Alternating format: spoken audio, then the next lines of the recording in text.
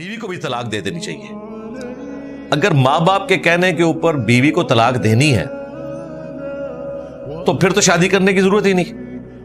اس کی وجہ ہے کہ یہ ہو ہی نہیں سکتا کہ شادی کے بعد ساس کا اور بہو کا کنفلکٹ نہ آئے. پھر تو ہر گھر میں طلاق عام ہونی چاہیے. پھر تو قرآن و سنت میں یہ تعلیمات ہونی چاہیے کہ شادی کرو اور پہلے ہی ہفتے طلاق دے دو. لیکن قرآن و سنت میں تو بالکل اس کے اپوزٹ باتیں ملتی ہیں. اس کا مطلب یہ ہے کہ یہ چند ایک جعلی روایتوں سے بعض لوگوں نے جو مسائل اخذ کیے یا اکا دکا جو صحیح روایتیں بھی ہیں وہ روایتیں بھی وحی کی تائید کے ساتھ ہیں.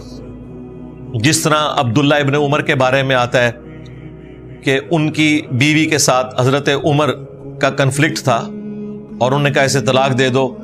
انہوں نے نہیں دی. نبی علیہ السلام کے پاس آئے تو نبی علیہ السلام نے کہا کہ ٹھیک ہے تم طلاق دے دو. اب نبی صلی اللہ علیہ وآلہ وسلم کو تو وحی کی تائید حاصل ہے.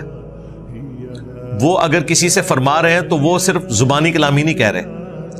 اس چیز کو نبی علیہ السلام نے کہیں مشروع نہیں فرمایا. ورنہ حدیثیں یوں ہوتی کہ جب ماں باپ تمہیں طلاق دینے کا کہیں تو فوراً اپنی بیوی کو طلاق دے دو. تو پھر سب سے پہلے تو سارے صحابہ کرام بغیر بیویوں کے بیٹھے ہوتے, کیونکہ یہ کنفلکٹ تو شروع سے چل رہا ہے اور جوائنٹ فیملی سسٹم میں یہ نیچرل ہے. اس کے الٹ ضرور ملتا ہے. قرآن میں بیوی کے ساتھ, بچوں کے ساتھ, ماں باپ کے ساتھ حسن سلوک کا ذکر ہے. طلاق کو آخری درجے تک اوائڈ کرنے کا ذکر موجود ہے. اور احادیث میں تو جس طریقے سے کھول کھول کر نبی علیہ السلام نے بیان فرمایا اس کے بعد تو گنجائش ہی نہیں رہتی.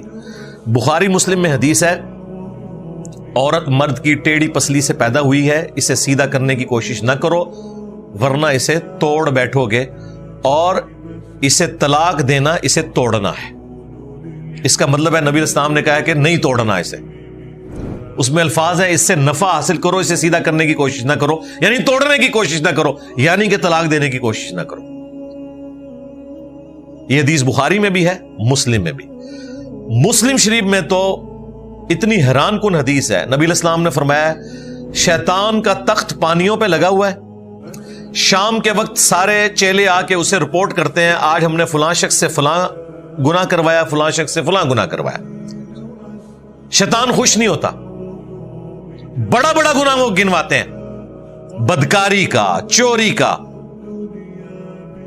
ایک چیلا آ کے کہتا ہے آج میں نے میاں بیوی کے درمیان جدائی کروا دی ہے.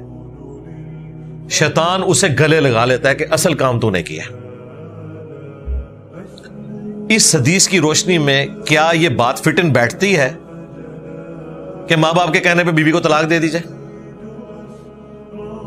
اسلام تو کہتا ہے جینوئن ریزن بھی ہو تب بھی آپ نے طلاق کو اوائڈ کرنا ہے. قرآن میں آیا کہ اگر عورت بے حیائی کرے تو سب سے پہلے اسے بستر سے الگ کرو. اس سے بڑی تو کوئی بات نہیں ہو سکتی سورۃ النساء میں.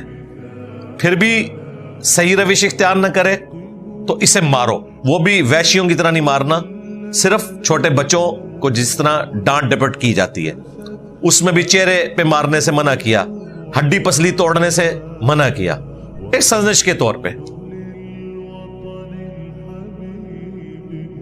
اس سے بڑی کیا چیز ہو سکتی تھی؟ نبی علیہ السلام نے منع فرمایا. صحیح مسلم میں حدیث ہے کوئی بھی مؤمن اپنی مؤمنہ بیوی سے بغض نہ رکھے.